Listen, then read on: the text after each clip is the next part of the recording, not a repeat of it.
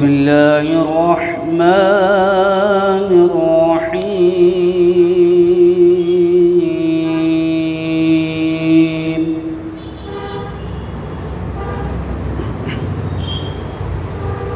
والضحى والليل إذا سجى ما ودعك ربك وما قلى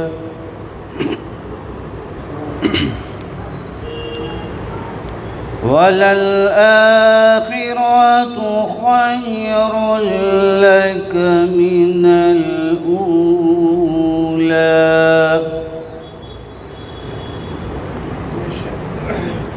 ولسوف يعطيك ربك فترضى ألم يجدك يتيما فهدى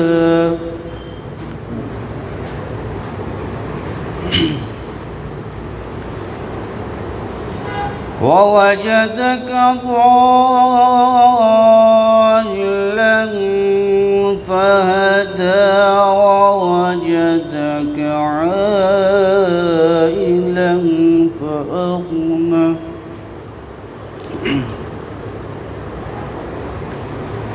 فأما اليتيم فلا تقهر وأما السائل فلا تنهر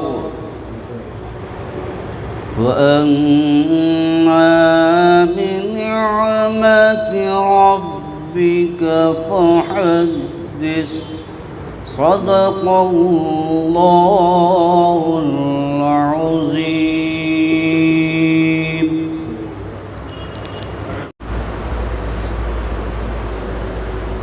और अपना पाक सल्लल्लाहु अलैहि वसल्लम पढ़ने के लिए मैं दावत सुबह देने जा रहा हूँ। ज़ुनैरा हाशमी की वो तशरीफ़ लाएँ और वाक़ई साज़त हैं फिर जाके पेश करें। ज़ुनैरा हाशमी। अस्सलामु अलैकुम। आप सब एक बार दरूद शरीफ पढ़ लें। अल्लाहुम्मा सल्ली अला सय्यिदिना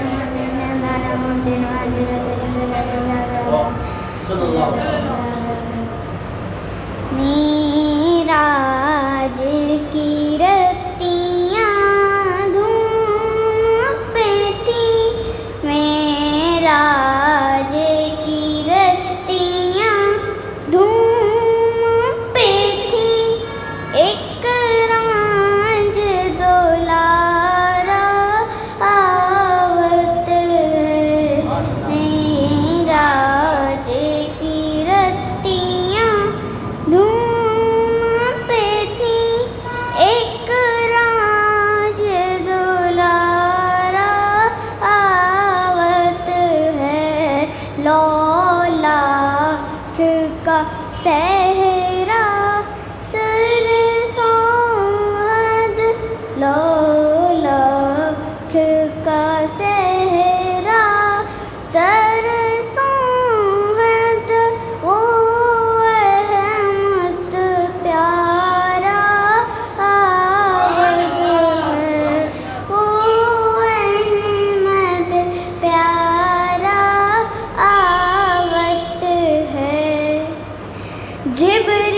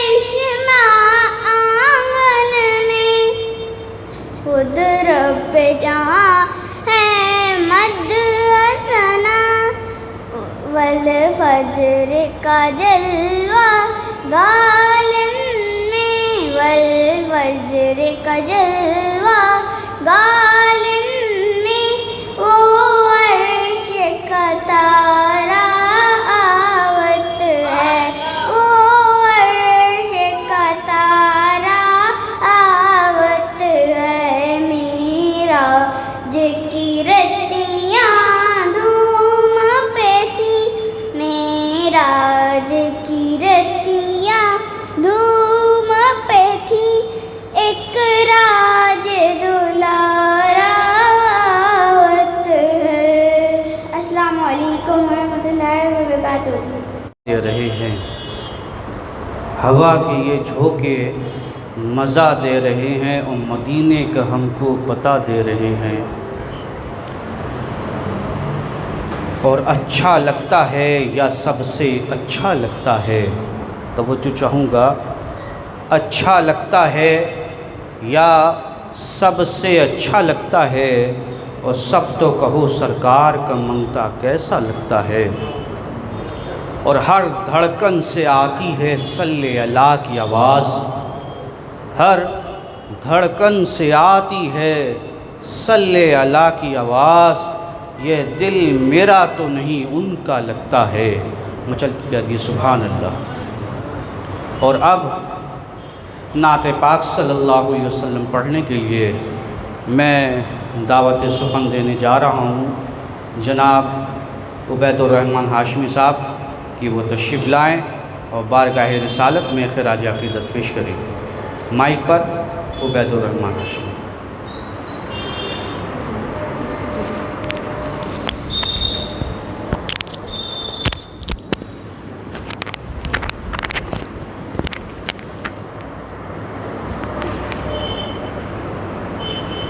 अस्सलामु अलैकुम वरहमतुल्लाहि वबरकातुहू।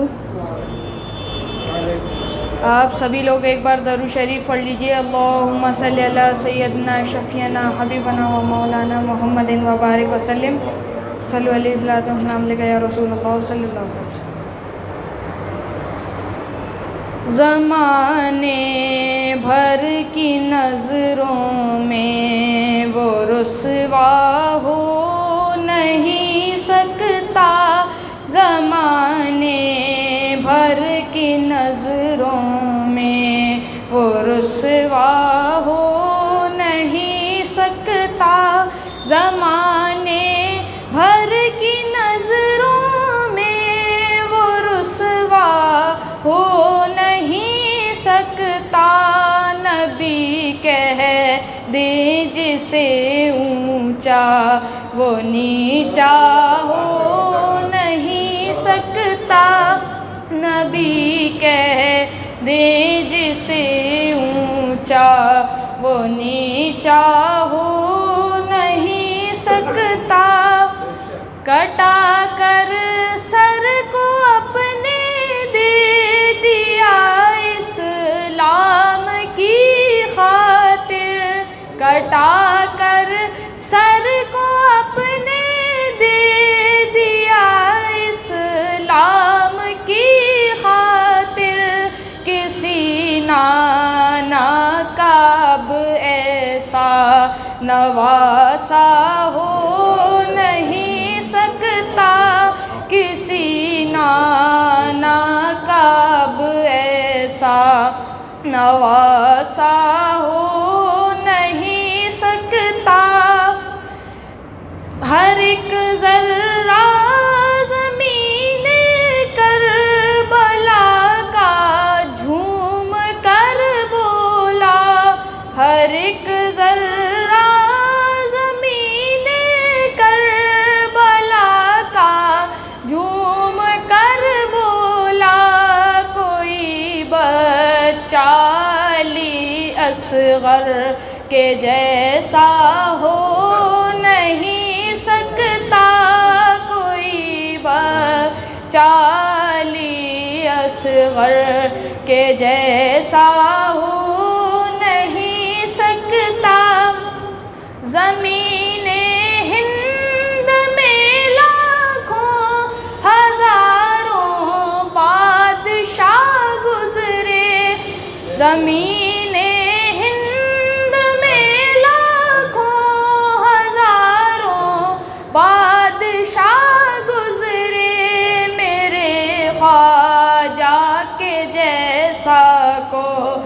राजा हो नहीं सकता मेरे ख्वाजा के जैसा कोई राजा हो नहीं सकता।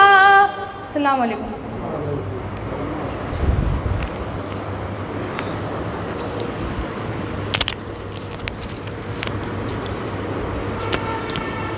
सुभान अल्लाह सुभान अल्लाह।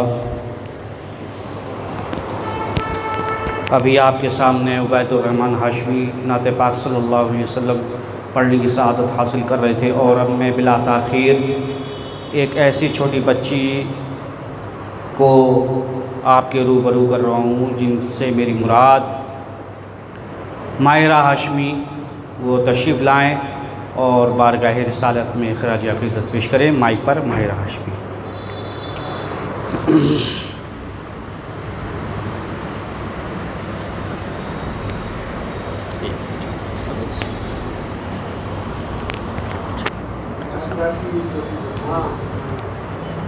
अस्सलाम वालेकुम।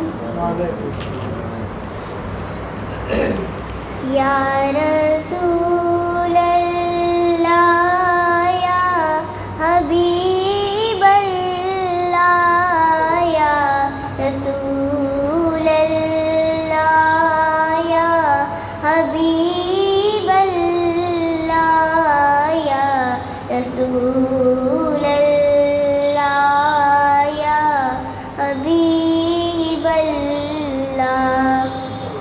मेरी उल्फत मदीने से यूं ही नहीं, मेरे आका का रोज़ा मदीने में है। या रसूल अल्लाह या हबीब अल्लाह या रसूल अल्लाह या हबीब अल्लाह। फिर मक्का में उम्रा करना था सो कर लिया, जिस कदर उस कदम भरना था भर लिया, जिस कदर उस कदम भरना था भर लिया। अब मदीने से दूरी गवारा नहीं, आशिकों का तो काबा मदीने में है। या रसूल अल्लाह या हबीब अल्लाह या रसूल अल्लाह या हबीब अल्लाह। अस्सलाम वालेकुम।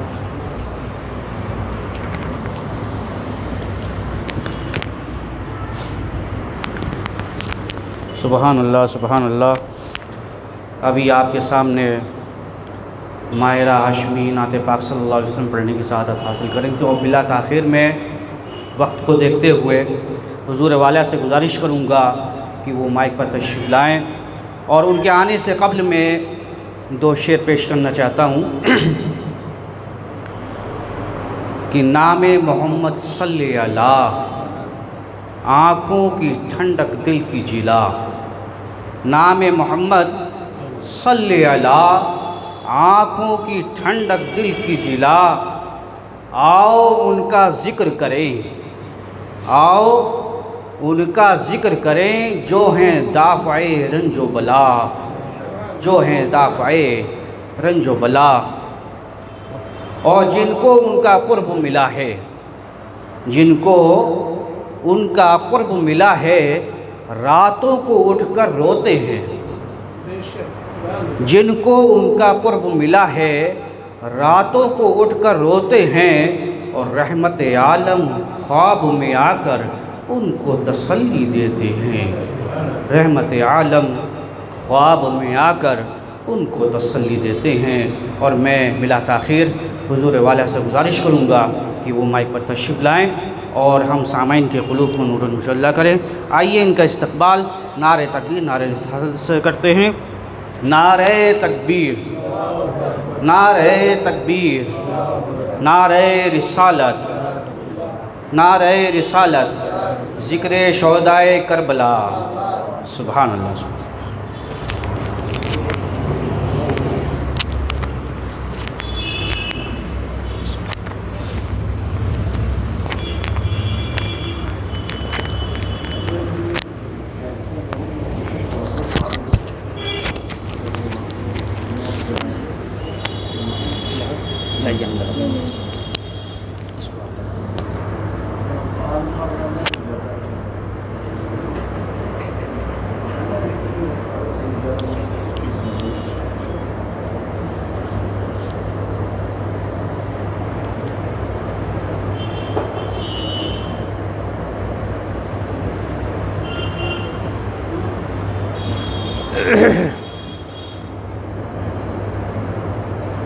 अस्सलामु अलैकुम वरहमतुल्लाहि वबरकातुहू। अल्हम्दुलिल्लाहि कफ़ा व सलामुन अला इबादिहिल्लज़ीना इस्तफ़ा, अम्मा बअद। फ़अऊज़ु बिल्लाहि मिनश शैतानिर रजीम। बिस्मिल्लाहिर रहमानिर रहीम। वसयुजन्नबुहल अत्क़ल्लज़ी युअती मालहु यतज़क्का वमा लिअहदिन इन्दहु मिन निअमतिन तुज्ज़ा इल्ला इब्तिग़ाअ वज्हि रब्बिहिल अअला वलसौफ़ यर्दा। सदक़ल्लाहु मौलानल अज़ीम व सदक़ रसूलुहुन नबियुल अमीनुल करीम व नहनु अला ज़ालिका लमिनश शाहिदीन वज़्ज़ाकिरीन वल्हम्दुलिल्लाहि रब्बिल आलमीन। मुसलसल 10 रोज़ा अज़ीमुश्शान तक़रीबात की आज ये तीसरी तक़रीब में हम सब लोग शिरकत की सआदतें हासिल कर रहे हैं। आज मेरा मौजू है ख़ुसूसियत के साथ वो अज़ीम हस्ती और वो अज़ीम ज़ात जिस पर तमाम अहले सुन्नत वल जमात के मुताखिरीन मुतक़द्दिमीन अगले और पिछले तमाम अकाबिर उलमा और तमाम मुहक्किकीन और जुमला मुफक्किरीन का इस पर इत्तिफ़ाक़ है कि नबियों के बाद रसूलों के बाद सबसे अज़ीम हस्ती सैयदना सिद्दीक़ अकबर की है। तो पहला बयान चूँकि तौहीद पर था और दूसरी तकरीर का उन्वान रिसालत, तौहीद और रिसालत जो दुनिया में लोगों को ये नेमत मिली तौहीद और रिसालत की, इस अज़ीम नेमत की हिफाजत और इसकी तबलीग में सैयदना सिद्दीक़ अकबर रज़ियल्लाहु ताला अन्हु की इतनी बड़ी क़ुरबानी है, इतनी बड़ी क़ुरबानी है कि हुज़ूर इरशाद फरमाते हैं कि दीन की तबलीग में जिसने जो भी क़ुरबानी पेश किया, ख़ास तौर पर माली शक्ल में, जिस सहाबी ने भी मुझ पर या दीन पर जो भी क़ुरबानी पेश की माली शक्ल में, मैंने उसका बदला दुनिया में दे दिया। मगर तन्हा सिद्दीक़ अकबर की वो ज़ात है कि उनका इतना एहसान है इस दीन पर कि अल्लाह ही क़यामत के दिन उन्हें अजर अता फ़रमाएगा। ये अल्लामा जलालुद्दीन सयूती ने अपनी किताब तारीख़ुल खुलफा में इस बात को नक़ल किया है, इस हदीस को जो मैंने मफ़हूम बयान किया कि जिनका भी एहसान मुझ पर है और हुजूर पर एहसान किया, हुजूर तो आईन ईमान ही हैं, तो अब यूँ कह सकते हैं कि दीन पर, मज़हब पर, इस्लाम पर जिसका एहसान है, मेरे हुजूर ने वो बदला अता फ़रमाया, मगर फरमाते हैं कि अबू बकर का इतना बड़ा एहसान है, इतनी बड़ी क़ुरबानी है कि मैं उसका बदला न दे सका, क़यामत के दिन अल्लाह उन्हें अता फ़रमाएगा। इससे आप अंदाज़ा लगा सकते हैं कि इस दीन की इशाअत में और हम गुनहगारों तक इतना पुराना दीन पहुँचने में कितना अजीम हिस्सा है सैयदना सिद्दीक़ अकबर का। तो इसलिए हमने उनकी ज़ात को आज मौजू बनाया है और उसी मुनासबत से मैंने जो आयतें पढ़ी हैं, तमाम मुफस्सिरीन का इत्तिफ़ाक़ है कि यह तीनों की तीनों आयतें वसयुजन्नबुहल अत्क़ल्लज़ी युअती मालहु यतज़क्का वमा लिअहदिन इंदहु मिन निअमतिन तुजज़ा इल्ला इब्तिग़ाअ वजहि रब्बिहिल अअला वलसौफ़ यरदा। ये इतनी आयतें, कितनी बड़ी हस्ती है, ये इतनी आयतें तन्हा उन्हीं की तारीफ़ में उतरी हैं।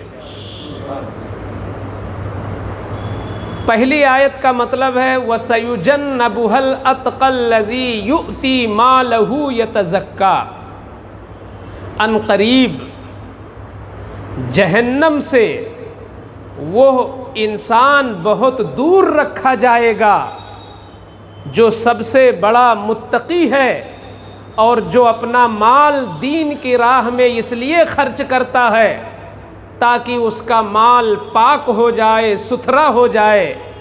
आप ज़रा देखो कि खुद इस आयत के अंदर कितना बड़ा उनका मुकाम है कि अल्लाह ने उनको मुत्तकी फरमाया, अतका, और वो भी मुत्तकी ही नहीं, बहुत बड़ा तकवा वाला अतका, जिसे कुरान यानी रब्बे कायनात जिसे बहुत बड़ा मुत्तकी कह दे।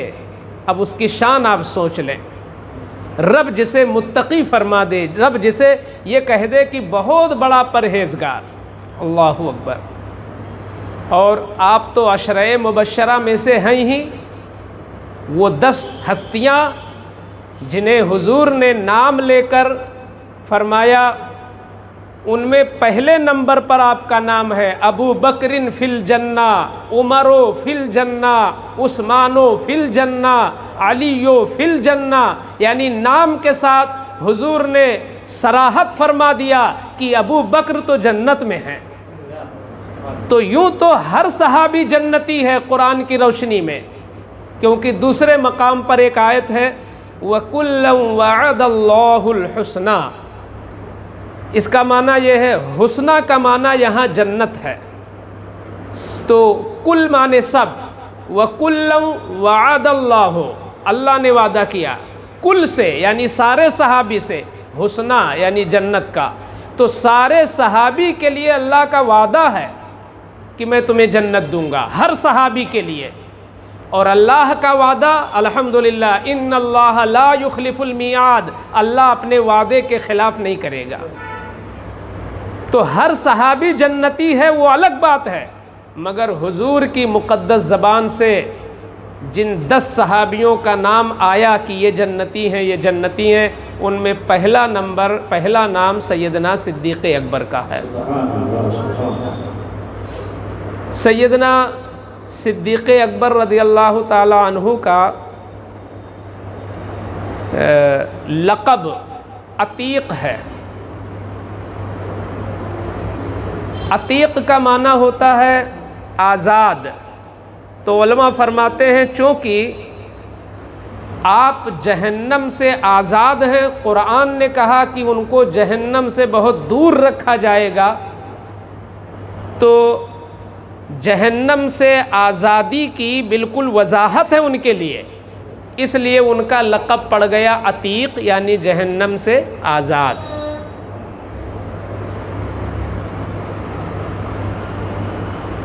मेरे आका सल्लल्लाहु अलैहि वसल्लम की एक हदीस है, मसलो अहले बैती का सफ़ीनत नूह मन रकीबहा नजा वमन तखल्लफ़ अन्हा हलका। मेरी अहले बैत, मेरे घर वाले, इनकी मिसाल हज़रत नूह की कश्ती की तरह है। मेरे घर वालों की मिसाल यानी हसनैन करीमैन, मौला अली, फ़ातिमा ज़हरा और आप आगे जा सकते हैं अज़वाज मुतहरात, इनकी मिसालें क्या हैं? हज़रत नूह की कश्ती की तरह है कि उस ज़माने में जब हज़रत नूह ने कश्ती तैयार किया था अल्लाह के हुक्म से, और वो कश्ती जब समंदर में चली थी तो कायनात में वही बचा था जो कश्ती में बैठा था। और कोई कितना भी बड़ा हुनरमंद हो, कितना भी बड़ा मालदार हो, कितना भी बड़ा ताकतवर हो, अगर उस कश्ती में नहीं बैठा था तो वो गर्क हो गया था, वो हलाक हो गया था। तो हुजूर फरमाते हैं मेरी अहले बैत की शान उसी कश्ती की तरह है कि जो इनका दामन थामेगा वही निजात पाएगा। जैसे वहाँ हाल ये था कि जो कश्ती में बैठा था वही गर्क होने से बचा था, तो ऐसे ही मेरे अहले बैत का जो दामन थामेगा वही निजात पाएगा। तो चूँकि इस हदीस में हुजूर ने अपनी अहले बैत को और ख़ास कर हसनैन करीमैन, मौला अली, फ़ातिमा ज़हरा, क्योंकि इनके अहले बैत होने में कहीं से कोई शुबा ना कोई इख्तिलाफ है, इनके अहले बैत होने पर तो सबका इत्तेफाक है। तो ये हस्तियाँ तो आती ही हैं अहले बैत में। तो इनको हुजूर ने क्या फरमाया कि ये कश्ती नूह की तरह हैं। अब उलमा फरमाते हैं कि कश्ती बग़ैर मल्लाह के नहीं चलती, और हुजूर चूँकि आपकी बोली जामिअ बोली होती थी, आप जवामिउल कलिम खुद फरमाते हैं, ऊती तो जवामिउल कलिम, मेरी एक खुसूसियत यह है कि मेरी गुफ्तगू बड़ी जामे होती है, खुद आका फरमाते हैं। तो आप देखें कि जो चीज़ आप फरमा दें उसमें कई नुक्ते होते हैं। अपने घर वालों को फरमाया कि ये कश्ती की तरह हैं, तो जब वो खुद कश्ती हैं तो कश्ती को चलाने वाला कौन है? बग़ैर मल्लाह के कश्ती कितनी भी शानदार हो, बग़ैर मल्लाह के कश्ती नहीं चला करती। और अगर मल्लाह भी हो और कश्ती भी अच्छी हो, लेकिन अगर उजाला और रोशनी न मिले, आसमान से उसे रोशनी न हासिल हो, तो सख्त तारीकियों में मल्लाह क्या करेगा, कश्ती क्या करेगी, किस रुख पे जाएगी, मल्लाह कहाँ ले जाएगा? तो इसलिए जहाँ कश्ती की सेहत और मल्लाह की सेहत, वहीं पर रोशनी की भी ज़रूरत है। तो अब जब हुजूर ने अपने घर वालों को कश्ती कह दिया, तो अब हमें तलाशना होगा कि कश्ती के मल्लाह कौन लोग हैं। तो अब आओ इस मौके पर मैं सरकार आला हज़रत का एक शेर पेश करता हूँ। बयान फरमाते हैं ना उलमा कि हुजूर आला हज़रत के अशार या तो किसी आयत करीमा की तफसीर होते हैं, या तो किसी हदीस की वजाहत होती है, या तो किसी इस्लामी और तारीख़ी रिवायत की उसमें हिकायत होती है, किसी ख़ास वाक़े का उसमें बयान हुआ करता है। तो आला हज़रत का एक शेर है, अहले सुन्नत का है बेड़ा पार असहाबे रसूल। बेड़ा पार का माना होता है मल्लाह। तो अहले सुन्नत के मल्लाह कौन हैं? फरमाते हैं आला हज़रत, अहले सुन्नत का है बेड़ा पार असहाबे रसूल। हुजूर के जो सहाबा हैं वही अहले सुन्नत के बेड़ा पार हैं, वही अहले सुन्नत की कश्ती को चलाने वाले हैं।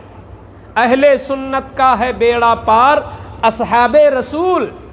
नाव है और नज्म है इतरत रसूलुल्लाह की।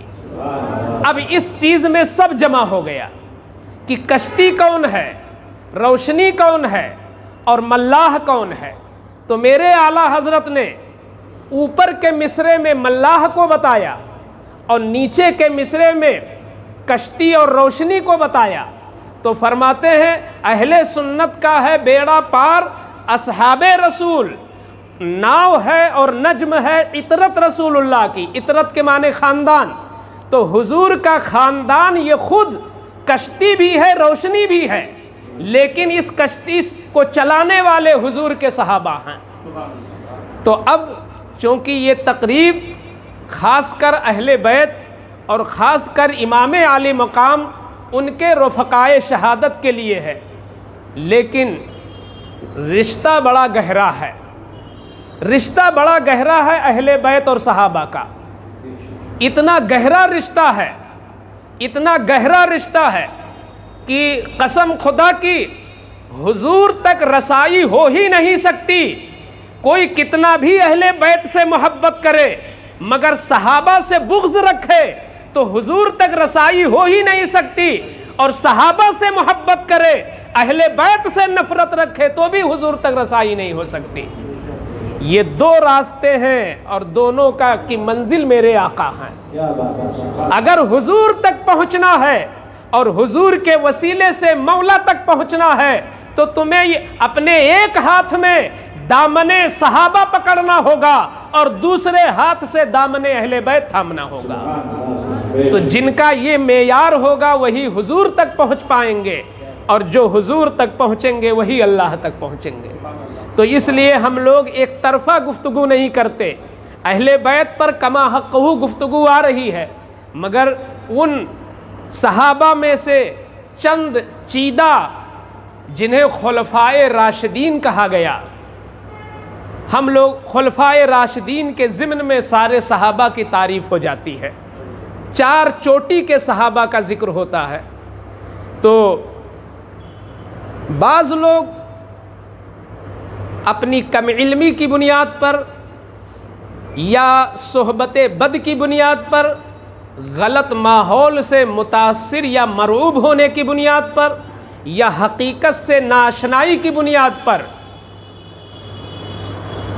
ऐसा बोल देते हैं और रिवायत का एक रुख कहीं पेश करके यूं गुफ्तगू कर लेते हैं कि हमारे उन अकाबिर बुज़ुर्गों पर इल्ज़ाम आयद हो जाता है, और माज़ल्ला यहाँ तक कह देते हैं कि मौला अली रदियल्लाहु ताला अन्हु की शान से, उनकी अज़मत से, उनके मकाम व मर्तबा से उनको तकलीफ़ थी और उनके दिल में उनके तई जगह नहीं थी।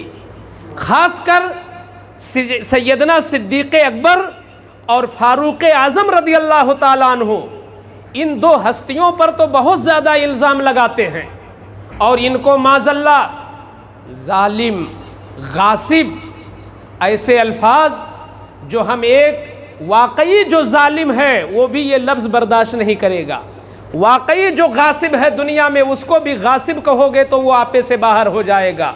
और जिनकी अदालत की कसम मौला ने खा ली हो, जिनके मुंसिफ होने की गवाही रब ने दे दी हो, जिनके इंसाफ पर होने और हक पर होने की शहादत एक नहीं कई शहादतें खुद कुरान में मौजूद हों, एक आम इंसान उन्हें जालिम कहने की जसारत करता है, एक आम इंसान उन्हें गासिब कहने की जसारत रखता है। मैं कहता हूँ आओ हकीकत से करीब आ जाओ और आप अपने शुबहे को दूर कर लो। मैं एक ऐसी रिवायत पेश करता हूँ जिससे सैयदना सिद्दीक़ अकबर और सैयदना मौला अली रदियल्लाहु ताला अन्हु के बीच एक शदीद मोहब्बत का इजहार होता है। ऐसी मोहब्बत कि आज के दौर में जैसे एक बावफा मुरीद अपने लायको फायक पीर से जिस तरह वालिहाना लगाव रखता है, वो वालिहाना लगाव सैयदना सिद्दीक़ अकबर मौला अली से रखते हैं, सिर्फ इस वजह से कि ये हुजूर के अहले बैत से हैं। इसलिए नहीं कि वो रुतबे में बुलंद हैं, रुतबे में तो बहैसियत सहाबी सबसे बुलंद सैयदना सिद्दीक़ अकबर हैं। रिवायत यह है कि हज़रत आयशा सिद्दीक़ा फरमाती हैं कि मैंने जिस महफ़िल में देखा, मेरे वालिद होते और मौलाए कायनात अली मुर्तज़ा होते, अगर जिस महफ़िल में दोनों शख्सियतें इकट्ठा होती तो जब तक वो महफ़िल ख़त्म न होती उस वक्त तक अबू बकर सिद्दीक़ की निगाह मौला अली के चेहरे पर होती। मजलिस कितनी भी लंबी हो जाए मगर अबू बकर अपनी निगाहों को मौला अली के चेहरे से जुदा नहीं करते और मोहब्बत भरी निगाह से उनके चेहरे की ज़ियारत करते, मुताला करते उनके चेहरे का। तो एक दिन हज़रत आयशा सिद्दीक़ा ने पूछ लिया वालिद गिरामी से कि ये मेरे वालिद गिरामी, आपकी शान तो बड़ी अजीम है, आप खलीफ़े अव्वल हैं, यार गारे नबी हैं, रफ़ीक़ नबी हैं और कुरान ने आपको साफ साफ हुजूर का साथी कहा, साहिब आपको कहा कुरान ने। तो ऐसा क्यों होता है कि जिस महफ़िल में आप होते हैं मौला अली को बड़ी मोहब्बत भरी निगाहों से देखते रहते हैं? तो सैयदना सिद्दीक़ अकबर रज़ी अल्लाह ताला अन्हु ने जवाब दिया कि आयशा सुनो, अन्नज़्रो इला वजहे अलीयिन इबादतुन, अन्नज़्रो इला वजहे अलीयिन इबादतुन। अली ये दामादे पैगंबर हैं, अली ये हसनैन के वालिद हैं, अली ये फातिह खैबर हैं, अली हुजूर के अहले बैत से हैं, इसलिए इनका रुतबा इतना बुलंद है कि इनके चेहरे को देखना भी इबादत है। तो अबू बकर इसलिए देखता है कि महफिल भी होती रहे, इबादत भी होती रहे। तो ये जुमला वही बोलेगा जिसके दिल में जगह खूब होगी, वसाअत होगी और कल्ब में खूब मोहब्बत होगी, उसी की ज़बान से ऐसे जुमले निकलेंगे। तो जाहिर सी बात है, ऐसी रिवायतों को पढ़कर पता चलता है कि सैयदना सिद्दीक़ अकबर रज़ी अल्लाह ताला अन्हु को वालिहाना लगाव मौला अली से था और इधर मौला अली को भी अबू बकर सिद्दीक़ रज़ी अल्लाह ताला अन्हु से कितनी मोहब्बत। आप फरमाते हैं कि जो शख्स ये कहे कि अली अबू बकर से बढ़कर हैं, वो मेरा सबसे बड़ा दुश्मन है, उससे बड़ा मेरा कोई दुश्मन नहीं जो मेरे लिए ये कह दे कि मैं अबू बकर से बड़ा हूँ। इससे हम अहले सुन्नत वल जमात के अक़ीदे की तायीद होती है। हम जो अक़ीदा रखते हैं यही इत्तिफ़ाक़ है कि जिस तरतीब से खिलाफत मिली है वही उनका दर्जा और रुतबा भी है, वही उनका दर्जा और रुतबा। जिस तरतीब से उनको खिलाफत मिली और दुनिया जिस तरतीब से उन्हें याद रखती है, अल्हम्दुलिल्लाह वही उनका दर्जा है, वही उनका रुतबा है। और फिर मर्ज़ी मौला ये थी कि बितरतीब खिलाफत चारों को मिले, बितरतीब खिलाफत चारों को मिले। अब अगर बकौल उन लोगों के मान लिया जाए कि पहली खिलाफत मौला अली की थी, तो जब पहली खिलाफत मौला अली की होती तो क्या अबू बकर को खिलाफत मिल पाती? भाई अबू बकर का तो विसाल हो गया, मौला अली की हयात रही, तो जब तक मौला अली की हयात रहती वो खिलाफत पे रहते, तो उन्हीं की ज़िंदगी में तो अबू बकर सिद्दीक़ का विसाल हो गया, फारूक़ आज़म की शहादत हो गई, तो फिर इन हस्तियों को तो खिलाफत नसीब ही ना होती, हो ही नहीं सकता था कि कोई और खलीफा बन जाए। सबसे आखिर में उन तीनों के बाद मौला अली का विसाल पाक हो रहा है, उनकी शहादत हो रही है।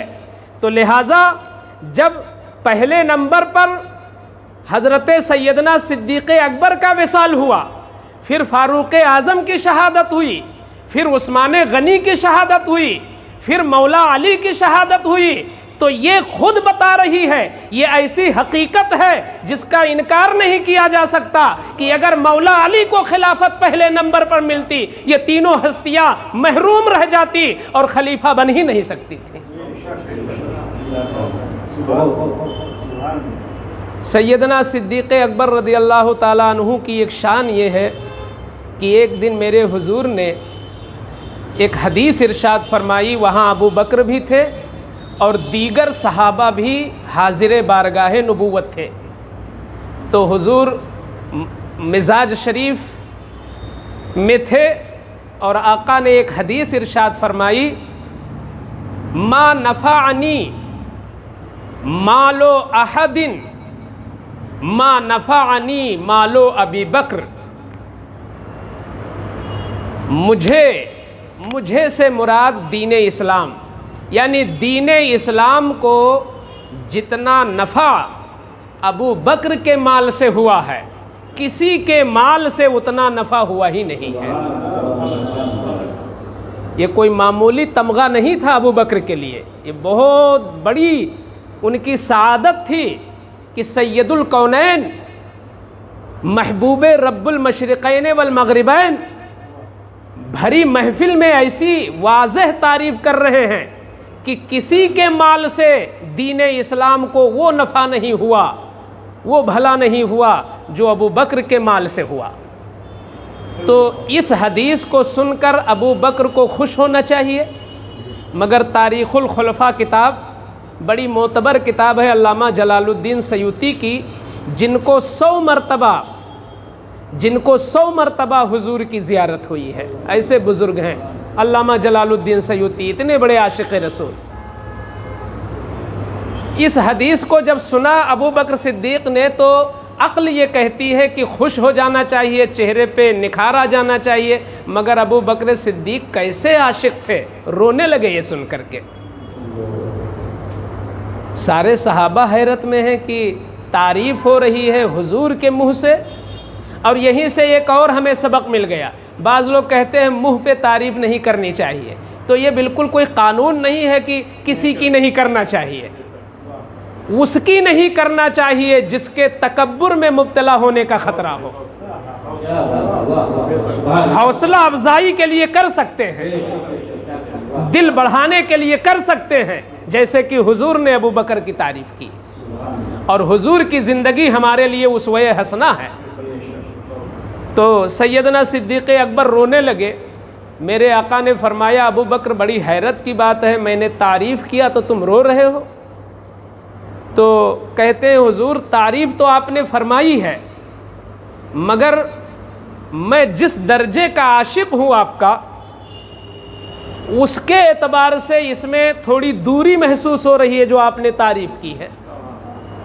जो आपने जुमला इरशाद फरमाया है, मैं जितना आपका दीवाना हूँ उसके हिसाब से इसमें दूरी लग रही है। मेरे आका फरमाते हैं क्या हुआ? तो अर्ज़ करते हैं या रसूल अल्लाह, आपने ये कह दिया कि अबू बकर के माल से, तो जो माल मेरे घर में है उसको आपने मेरी तरफ मंसूब कर दिया। आपने ये कह दिया अबू बकर के माल से दीन का बहुत बड़ा फ़ायदा हुआ, तो उस माल की निस्बत आपने मेरी तरफ कर दिया। या रसूल अल्लाह, जब मेरी जान भी आप पर कुर्बान, मेरी औलाद भी आप पर कुर्बान, तो माल की क्या हैसियत है? माल भी तो आप ही का है। तो हमें रोना इसलिए आ गया कि मैं जो समझता था शायद वो रुतबा मुझे नहीं हासिल है आपके दरबार में। मैंने तो ये सोच रखा है कि मेरा अपना कुछ नहीं है।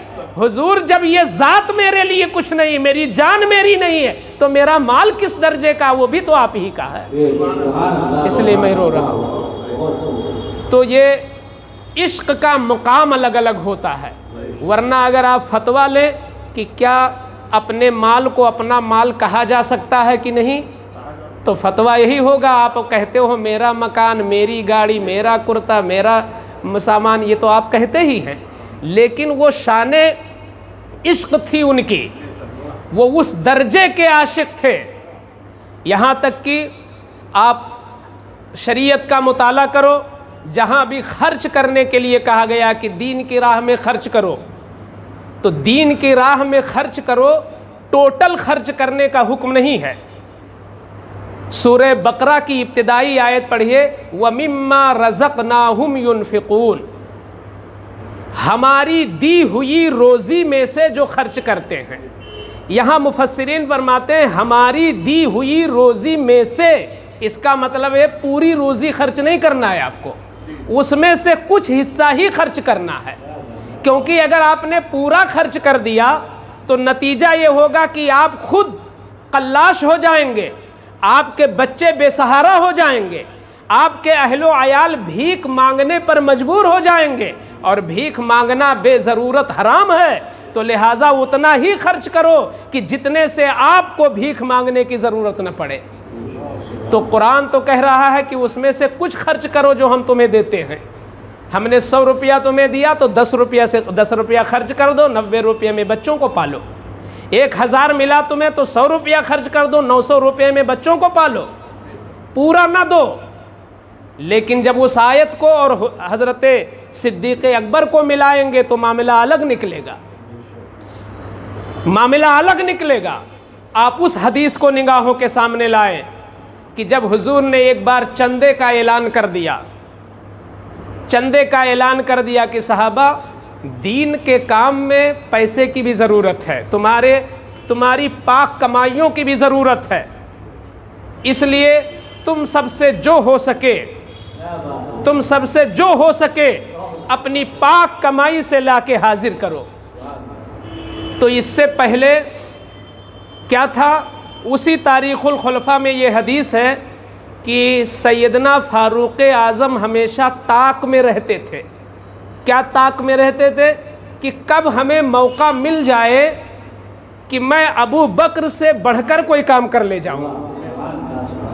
कैसे नेक लोग थे, कैसे पारसा लोग थे, कैसे मुखलिस लोग थे, कैसे बुजुर्गी वाले लोग थे कि उनको इससे मतलब नहीं था कि हमारे पड़ोसी ने 5 लाख में शादी की है तो हम 10 लाख में करके ऊंचा नाम कमाएंगे। वहाँ अगर मुकाबला था तो नेकियों में मुकाबला था। तुमने 5 वक्त पढ़ी है तो हम तहज्जुद भी पढ़ेंगे, तुमने तहज्जुद पढ़नी शुरू की है तो हम इशराक और चाश्त भी पढ़ेंगे। ये उनके अंदर मुसाबका था, ये मिजाज ही नहीं था माल का, ये दुनियावी तरक्की का कोई ख्याल ही दूर दूर तक नहीं था। उनका भी मुकाबला था मगर नेकियों में मुकाबला था।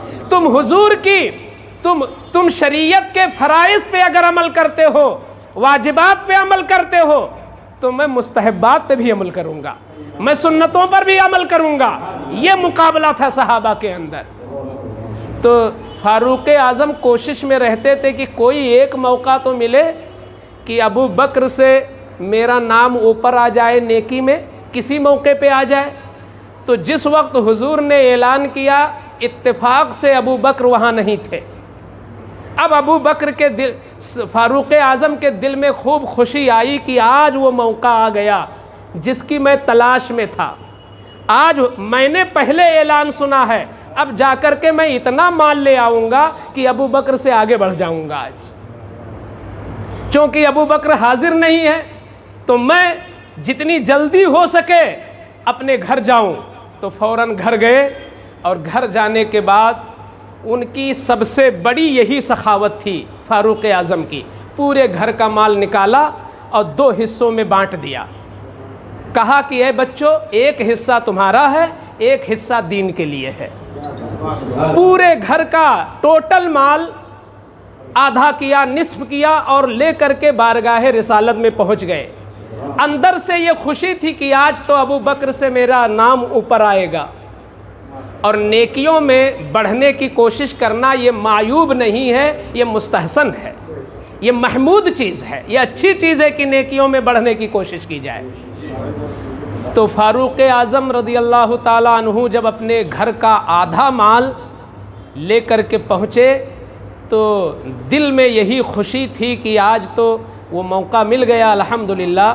वहाँ उतारा सामान और पीछे मुड़ के देखा तो अबू बकर बिल्कुल बोझल थे, सारा सामान लेके आ रहे थे। अपना सामान उतारा बारगाह रिसालत में, मुड़ के देखा तो अबू बकर सिद्दीक भी आ रहे हैं। जब उन्होंने अपना असासा उतारा और उसे खोला तो देखा सुई और तागा भी उसी में मौजूद था। जो घर की सबसे छोटी चीज होती है वो भी उसी में मौजूद थी।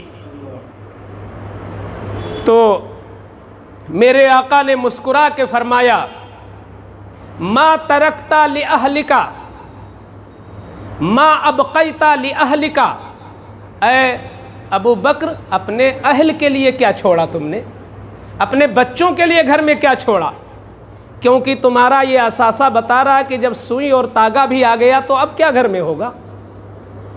तो हुजूर ने पूछा बच्चों के लिए क्या छोड़ा।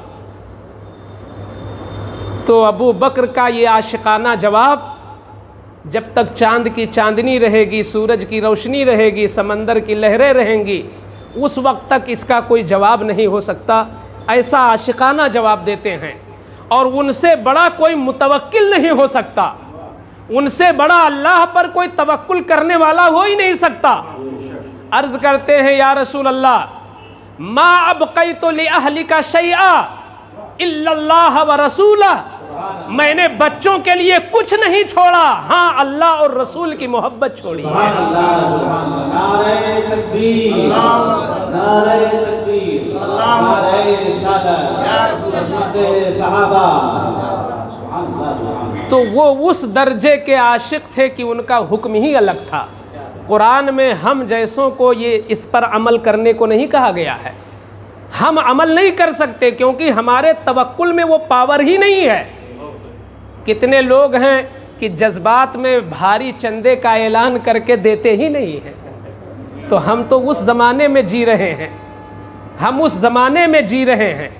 तो इसलिए कुरान ने मियाना रवि का एक जो है लिहाज रखा है और फरमाया व मिम्मा रज़क़नाहुम युनफ़िक़ून, हमारी दी हुई रोज़ी में से कुछ खर्च कर दो, सारा का सारा न खा डालो, क्योंकि ये कुदरत का निज़ाम है कि वो सबको डायरेक्ट नहीं देता है, किसी को किसी के ज़रिए देता है। अगर एक कोख से 4 भाई पैदा हैं तो चारों की कमाई बराबर नहीं होती, कभी एक की बिल्कुल कमाई नहीं होती, 3 की कमाई नहीं होती, एक ही तरक्की कर जाता है। तो अल्लाह का ये करम है उस पर, अल्लाह चाहता है कि वो तेरा तो है नहीं, है उन्हीं तीनों भाइयों का, मगर तू अपने हाथ से दे दे ताकि तू सवाब का मुस्तहिक हो जाए। वरना तो मेरी कुदरत ये थी कि मैं तुझे गरीब रखता, उन्हें अमीर कर देता, मगर मैंने तुझे देकर तुझसे दिलवा रहा हूँ ताकि तू जन्नत का भी हकदार हो जाए। तो सैयदना सिद्दीक़ अकबर रज़ी अल्लाह ताला अन्हु, बुखारी शरीफ की हदीस है कि मेरे आका सल्लल्लाहु अलैहि वसल्लम ने फरमाया कि पक्का मोमिन कोई हो ही नहीं सकता जब तक अपनी जान, अपना माल, अपनी औलाद, अपने वालिदैन, यहाँ तक कि अपनी जान से भी ज़्यादा जब तक हुजूर से कोई मोहब्बत न करे वो मोमिन कामिल नहीं हो सकता। मोमिन तो हो सकता है मगर मोमिन कामिल नहीं हो सकता। जब ये हदीस हुजूर ने इरशाद फरमाई तो फ़ारूक़ आज़म ने सुना, तो फ़ारूक़ आज़म अर्ज़ करते हैं या रसूल अल्लाह, अपनी औलाद, अपने वालिदैन और अपने माल और कुल कायनात से ज़्यादा सिवाय अपनी जान के। हम लोग जैसे वो नहीं थे कि छुपाएं, उनकी जो कैफियत थी वही बयान किया। अर्ज़ करते हैं या रसूल अल्लाह, अपनी जान को छोड़कर हर चीज़ से ज़्यादा आपसे मोहब्बत है, अलबत्ता अपनी जान की है मुझे मोहब्बत। तो मेरे आका ने फरमाया, अबू फ़ारूक अभी तुम्हारा ईमान मुकम्मल नहीं है।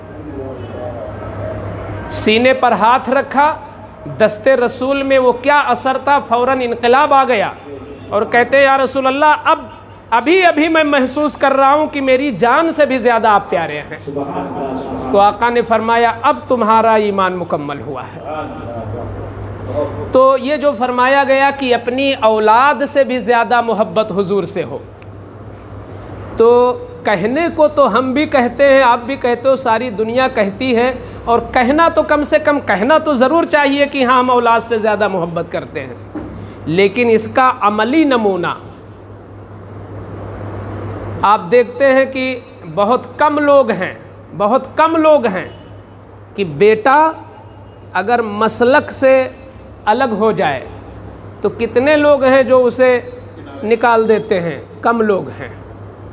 हालांकि वो भी दावा करते हैं कि औलाद से भी ज़्यादा मुझे हुजूर से मोहब्बत है। तो जब वो हुजूर की इज़्ज़त का दुश्मन हो गया और हुजूर के नामूस को उस तरह नहीं मान रहा जैसे मानना चाहिए, लाइन जब उसकी हट गई, अब इसके बावजूद अगर आप उसके साथ में खा रहे हो, इसके बावजूद आप उसकी शादी कर रहे हो, उसके बावजूद आप उसके लिए कमा रहे हो, इसका मतलब कहीं ना कहीं से कमज़ोरी है आपके ईमान में। मगर इसका सच्चा नमूना अगर हमें मिलता है तो सहाबा की ज़िंदगी में, कि वाकई उनको एक लम्हे के लिए भी अगर औलाद किसी तरह भी रसूल का बागी हो तो वो औलाद को औलाद ही नहीं समझते थे। हम आपसे ये नहीं हो सकेगा। क्यों? इसलिए कि हमारा ज़माना हुजूर से 1450 साल से भी ज़्यादा ऊपर का हो गया। और अगर एक कागज़ में बारीक राइटिंग लिखी हो तो यहाँ से नहीं पढ़ पाएंगे, लेकिन वहाँ करीब ले जाएं तो आप पढ़ लेंगे। इसका मतलब क्या है कि रोशनी से जितना करीब होगे उतना ही फैज़ मिलता है। तो हुजूर रोशनी है, हुजूर रोशनी है, मरकज़ हैं। 1450 साल के बाद का ये मुसलमान हुजूर से बहुत दूर हो चुका है, और वो तो ज़माने रसूल में मौजूद थे। तो जो उनका ईमान था, जो उनका इखलास था, जो उनका दिल था, जो उनकी नीयत थी, सवाल ही नहीं होता कि आज किसी की वैसी नीयत हो जाए। कोई कितना भी बड़ा जाहिदो आबिद हो जाए, मगर क्या उसकी नीयत की सफाई सिद्दीक़ अकबर जैसी हो सकती है? अगर ऐसी होती तो हुजूर ये क्यों फरमाते कि आज के दौर का मुसलमान अगर राह खुदा में पहाड़ के बराबर सोना भी खर्च कर दे और मेरा कोई सहाबी 1 रुपया खर्च कर दे तो भी उसके बराबर ये नहीं हो सकता सवाब में। क्योंकि खर्च करने में मिकदार नहीं देखी जाती, खर्च करने में नीयत और इखलास ज़्यादा देखा जाता है। तो जो इखलास उन्हें हासिल था, जो नीयत की रोशनी उन्हें हासिल थी, ज़माने रसूल से दूर हो जाने की वजह से वो बात हमारे क़ल्ब में नहीं रह गई है। तो सैयदना सिद्दीक़ अकबर रज़ी अल्लाह ताला अन्हु ने अमली तौर पर ये पेश किया कि वाकई औलाद से भी ज़्यादा मुझे मोहब्बत हुजूर से है। ये कैसे? आप ईमान ले आए और आपका सगा बेटा अब्दुर्रहमान वो ईमान अभी नहीं लाया था, इतने में जंगे बद्र छिड़ गई। जब जंगे बद्र छिड़ गई तो जाहिर सी बात है अपने अपने मसलक के साथ आदमी था, उनका बेटा अबू जहल के साथ था और आप हुजूर अकरम के साथ थे। मैदान बद्र में जब पहुँचे और लड़ाई जब शुरू हो गई तो इत्तेफाक कहिए कि उनका बेटा उधर से लड़ रहा था, आप हुजूर की तरफ से दिफा कर रहे थे। इतने में खुद उनके बेटे की तलवार इनकी गर्दन के करीब आ गई, यानी अबू बकर की गर्दन के करीब, अब्दुर्रहमान की जद में ये आ गए और करीब था कि वो इनकी गर्दन उड़ा देता अब्दुर्रहमान। मगर देखा कि हमारे काबू में जो ज़ात है वो तो मेरे बाप हैं। एक बेक खूनी रिश्ते में असर आ गया और खूनी रिश्ता अंदर से उमड़ गया और गालिब आ गया खूनी रिश्ता। तो उसने सोचा कि मज़हब कुछ भी हो, हैं तो मेरे बाप, अपनी तलवार हटा लिया।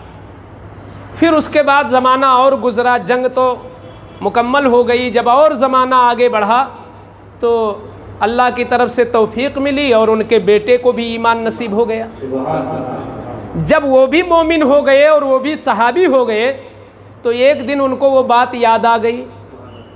देखा कि वालिदे गिरामी आज खुश हैं तो उसका तज़किरा शुरू कर दिया और कहने लगे कि ये मेरे अब्बू जान, क्या आपको वो याद है जब मैं जंगे बद्र में आपकी तरफ नहीं था तो आप मेरी तलवार की जद में आ गए थे, कोई चीज़ नहीं थी जो आपको बचा लेती खूनी रिश्ते के सिवा। मैंने खूनी रिश्ते की बुनियाद पर छोड़ दिया था, वरना उस दिन इतना बड़ा हादसा हो जाता। तो अबू बकर बैठे थे, मारे जोश के उठ के खड़े हो गए। कहते हैं अब्दुर्रहमान, अबू बकर के नज़दीक अगर कोई रिश्ता है तो मुस्तफ़ा का रिश्ता है। मैं खूनी रिश्ते को पैर से मसल देता हूँ रिश्ते मुस्तफ़ा के सामने। तुम मेरी नस्ल से हो, मेरे नुतफ़े से पैदा थे, वो अलग बात है, मगर चूंकि तुम उस वक्त तक ईमान नहीं लाए थे, तो ईमान ना लाने की वजह से तुम हुजूर की गुलामी में नहीं जुड़े थे। इसलिए अगर इसका उल्टा होता कि तुम्हारी गर्दन पर मेरी तलवार आती और मैं पहचानता कि अब्दुर्रहमान है, तो मैं और तेजी करता तुझे मारने में, और दुनिया को यह सबक सिखा देता कि अबू बकर वो आशिक है जो रिश्ते मुस्तफ़ा के सामने अपने औलाद के रिश्ते को भी कोई तरजीह नहीं देता है। तो जो इश्क वहाँ का था, हम उनका जिक्र करके ही अपने अंदर रोशनी और जला पैदा कर सकते हैं। उनकी मोहब्बत लाकर, उनका जिक्र लाकर, वो इतने बड़े आशिक थे कि जब विसाल का वक्त आया तो अपनी बेटी, चूँकि आयशा सिद्दीक़ा हुजूर की सबसे चहीती, सबसे महबूबा बीवी हज़रत आयशा ही थी, सबसे कम उम्री की बुनियाद पर नहीं थी। वो आयशा सिद्दीक़ा जो हुजूर से करीब थी, वो कम सिनी की बुनियाद पर नहीं थी, वो अपने इल्म और अपनी अक्ल और अपने तक़वा की बुनियाद पर थी। जो इल्म हज़रत आयशा के पास था, बड़े बड़े सहाबियों को वो चीज़ नहीं हासिल थी।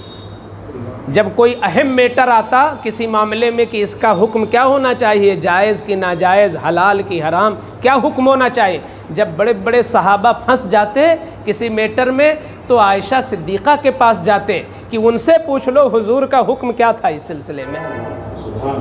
इतनी बड़ी आक़िला, इतनी बड़ी मुहद्दिसा, इतनी बड़ी मुफ्तिया, इतनी बड़ी इल्म वाली हज़रत आयशा सिद्दीक़ा थी। तो चूँकि उनसे दीन का बड़ा काम हुआ आयशा सिद्दीक़ा से, तो आयशा सिद्दीक़ा सबसे करीबी थी। तो एक दिन वालिद गिरामी जब हुजूर का विसाल हो गया, आप खिलाफत पर आए, और 2 साल कुछ महीना जब खिलाफत के हो गए और आपका ख़ुद वक्त आ गया करीब, तो जान गए, जब एक आम मोमिन भी कभी कभी आसार से समझ लेता है मेरा वक्त करीब है, तो वो तो बात ही अलग थी। हज़ारों गौसो कुतुब मिलकर भी सहाबी के बराबर नहीं हो सकते हैं। तो सैयदना सिद्दीक़ अकबर समझ गए कि अब वक्त करीब है। तो उनका ये इश्क था, उनकी ये दीवानगी थी कि बुलाया अपनी बेटी को और कहा, या आयशा, तो ऐ आयशा, तुम ये बताओ कि मेरे हुजूर सल्लल्लाहु अलैहि वसल्लम का इंतकाल किस दिन हुआ था। हालांकि ये कोई ऐसा मसला नहीं कि उन्हें नहीं मालूम था, वो तो पूरे ज़माने में शोहरा था कि किस दिन हुजूर का विसाल हुआ। हुजूर की विलादत भी पीर को हुई, हुजूर का विसाल भी पीर को हुआ, हुजूर की मेराज भी पीर को हुई, हुजूर की हिजरत भी पीर को हुई। इसीलिए हुजूर पीर को रोज़ा भी रखते थे। पूछने वाले ने पूछा, है रसूल अल्लाह, पीर का इंतखाब क्यों किया है? तो फरमाया, मैं अपना यौम पैदाइश मनाता हूँ। तो यौम पैदाइश हुजूर ने भी मनाया है, बर्थडे, मगर वो जो अल्लाह को पसंद है, अल्लाह की रज़ा के लिए। यानी चूँकि मैं ज़िंदा हूँ, ये अल्लाह की बहुत बड़ी नेमत है, तो आज मैं रोज़ा रहूँगा। हम लोगों को भी चाहिए कि यही अंदाज़ अपनाएं कि आज हमारा यौम पैदाइश है तो हम इतनी रकात नफल पढ़ेंगे, आज हम इतने बार दुरूद शरीफ पढ़ेंगे, आज हम इतने गरीबों को खिलाएंगे। वो चीज़ें हमें हटा देना चाहिए जो अल्लाह और रसूल की रज़ा से बाहर हों। तो सरकार दो आलम सल्लल्लाहु अलैहि वसल्लम के लिए पूछा उन्होंने कि आयशा बताओ हुजूर का इंतकाल विसाल किस दिन हुआ था। ये इसलिए पूछा कि उनके मुँह से सुन लें, वरना ख़ुद तो मालूम ही था। तो उन्होंने अरबी में जवाब दिया, तो उफ़िया रसूलुल्लाह सल्लल्लाहु अलैहि वसल्लम यौमल इस्नैन। ऐ मेरे वालिद गिरामी, हुजूर का इंतकाल, हुजूर का विसाल पाक पीर को हुआ था। व अलैहि सलासतो अस्वाबिम 20, और जब आपका विसाल हुआ तो उस दिन आपके जिस्म पर 3 कपड़े थे और तीनों का रंग सफ़ेद था। इतना उन्होंने जवाब दिया। जब इतना सुना तो आपका इश्क मचल गया और कहते हैं आयशा सुनो, मैं अल्लाह से दुआ मांगता हूँ कि मौला मुझे भी पीर ही के दिन मौत दे, ताकि इसमें भी हुजूर की सुन्नत अदा हो जाए। जो इंतकाल के दिन में भी ये पसंद ना करें कि किसी और के दिन इंतकाल हो, वो हुजूर का तरीक़ा कैसे छोड़ेंगे। वो जैसे एक आदमी को किसी चीज़ का सख्त नशा हो, सिगरेट का हो, गुल का हो, तंबाकू का हो, सख्त नशा हो कि गंदा है कि पाकीज़ा है, मुस्लिम है कि गैर मुस्लिम है, ये न देखे, जिसके पास भी मिले लेके खा ले। ऐसा नशा सहाबा को सुन्नत रसूल का होता था। कौन सी सुन्नत इल्म में आ जाए कि ये सुन्नत है तो उसे ज़रूर अदा करते थे। तभी तो सारी सुन्नतें महफूज हो गई, वरना तो सुन्नतें लोग भूल जाते, याद ही नहीं रहती, किताबों में कहाँ से आती। ये उन्होंने ज़िंदगी में उतारी और वही बुज़ुर्गों ने किताब में उतार दिया है। तो आयशा ने कहा कि ऐ मेरे अब्बूजान, पीर के दिन हुआ था, तो फरमाया कि मैं भी अल्लाह से दुआ करता हूँ कि पीर ही के दिन मेरा इंतकाल हो, और मैं वसीयत करता हूँ तुम लोगों को कि मुझे भी 3 ही कपड़ा पहनाना और तीनों का रंग सफ़ेद होना चाहिए। तो आयशा ने कहा क्यों? तो कहते हैं इसलिए ताकि कब्र में जब मुझे लिटाया जाए तो मेरा ईमान है, यकीन है कि जब तीसरा सवाल होगा हुजूर के बारे में तो मेरे आका वहाँ तशरीफ़ ज़रूर लाएंगे। तो मैं निज़ाम कुदरत के तहत तो लेटाया जाऊँगा, लेटा रहूँगा, हुजूर तशरीफ़ लाएंगे। तो मैं ये चाहता हूँ कि वो आखिरी वक्त है और आलमे आखिरत की शुरुआत हो रही है, कब्र ये पहली मंजिल है मेरे लिए। तो मैं ये चाहता हूँ कि जब हुजूर आए तो अपनी सुन्नत के मुताबिक मुझे पाएं, अपनी ही सुन्नत के मुताबिक मुझे पाएं, ताकि हुजूर खुश हो जाएं। कोई मकसद नहीं, ताकि हुजूर खुश हो जाएं, और हुजूर खुश हो गए तो बेड़ा पार हो जाए। अल्लाह, कैसा नशा था। यही इसी बात को आला हज़रत ने उस शेर में कहा है, लहद में इश्क़े रुखे शह का दाग लेके चले, अंधेरी रात सुनी थी चराग लेके चले। तो हुजूर की मोहब्बत उस अंधेरी रात के लिए चराग है। तो ये है सिद्दीक़ अकबर, ये है उनका फैज़ान। दीन पर जब हुजूर ने कह दिया कि उनका एहसान का बदला मैं न दे सका, तो उनकी जो शख्सियत है, उनके ज़िक्र का हक़ हम लोग कहाँ अदा कर सकते हैं। ये जो कुछ भी बयान हुआ वो समंदर का कतरा है। अल्लाह ताला इसी कतरे को कबूल फरमा ले और इस तकरीब के जुमला बानियान और जुमला ज़िम्मेदारान को फैज़ान सिद्दीक़ से माला माल फरमा दे। खुसूसन ये बानी इजलास मोहतरमुल मकाम हज़रत सैयद ग़ुलाम मुहियुद्दीन रहमतुल्लाह ताला अलैह और उनके बेटे हज़रत सैयद जावेद रहमतुल्लाह ताला अलैह, अल्लाह ताला इन्हें गरीक़ रहमत फरमाए और फैज़ान सिद्दीक़ी से उनके कब्र में रोशनी अता फरमा दे। आइए खड़े होकर सलात व सलाम।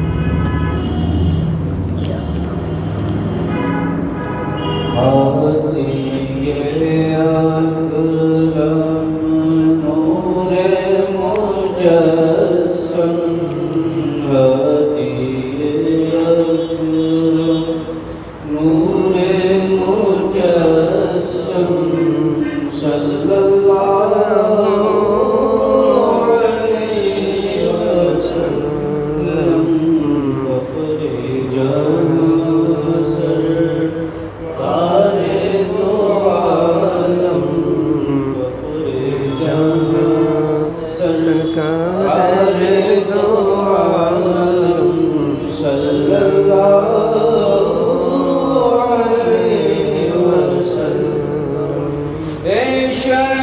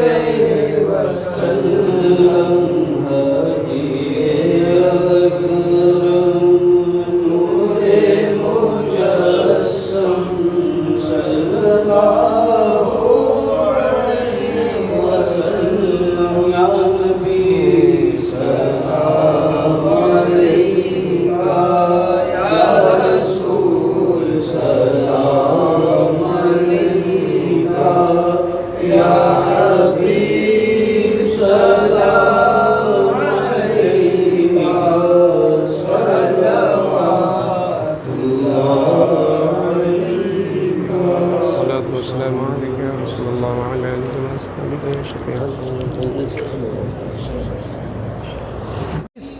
जनाब सैयद जावेद साहब, उनकी भी रूह को पेश करते मौला कबूल फरमा।